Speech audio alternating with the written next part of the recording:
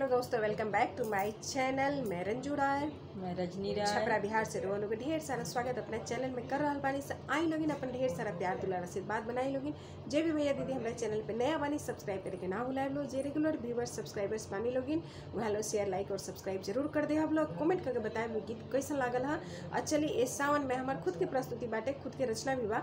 इस सावन में भोला जी के डमरुए भुला गई बा। तो देखिए भोला जी का उपाय करो तनी डमरुआ खोजे खातिर।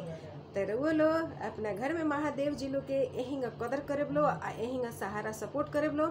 आ जे भोला जी के समर्थक बाटे ये गीत के फुल समर्थन दी लोगिन। आ कमेंट में हर हर महादेव लिखे के ना भुलाए लो। आ चलिए लोगिन भोला जी के अपन डमरुआ खोजे तनी ये गीत के माध्यम से रुआ लो सुने लो। वीडियो के फुल वॉच करे के ना भुलाए लो।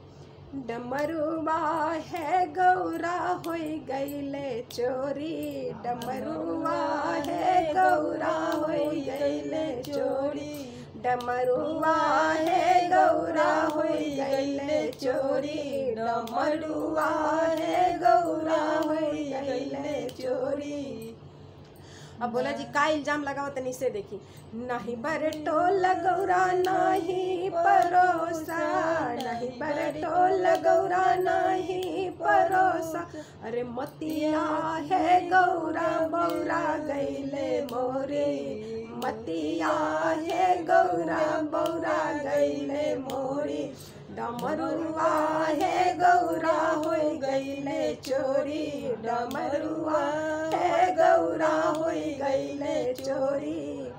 अब मिलत होले ही नहीं कि अब कोनो उपाय होले नहीं कि घर में कोनो मारुतियो मार्शल नहीं के BMW शिव जी तो चढ़े वाला बानी नहीं। वहाँ के तो BMW का बा बसा बैल रोलो जानते बानी उहो बुढ़ा गइल बा।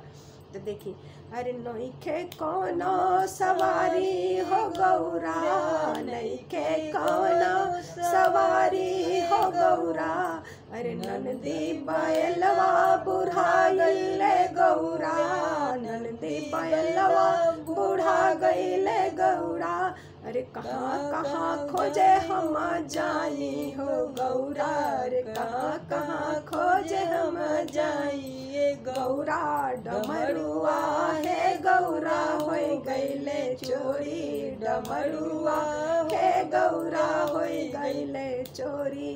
अब कोनो उपाय नहीं लागत। तब देखी वहाँ के गौरा इसे का कहतनी।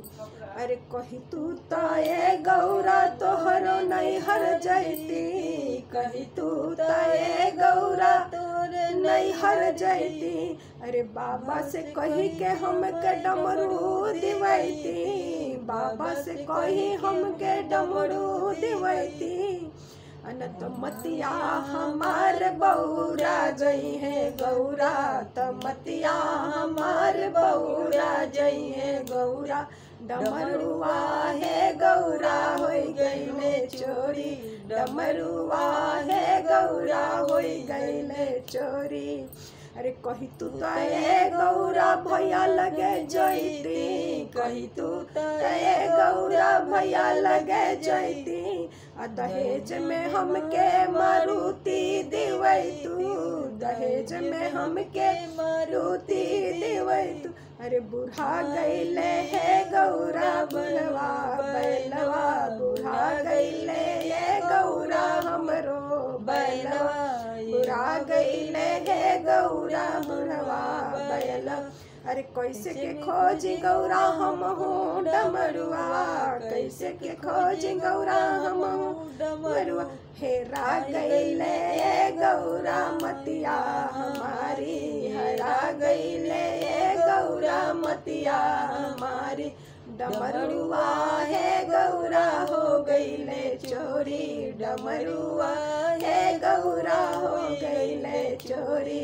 नहीं बरे गौरा हो टोला परोसा, नहीं बरे गौरा हो टोला परोसा, अरे मतिया है गौरा बैरा गईले मोरी, अरे मतिया है गौरा बैरा गईले मोरी, डमरुआ है गौरा हो गईले चोरी, डमरुआ है गौरा हो गईले चोरी, डमरुआ है गौरा हो गईले चोरी।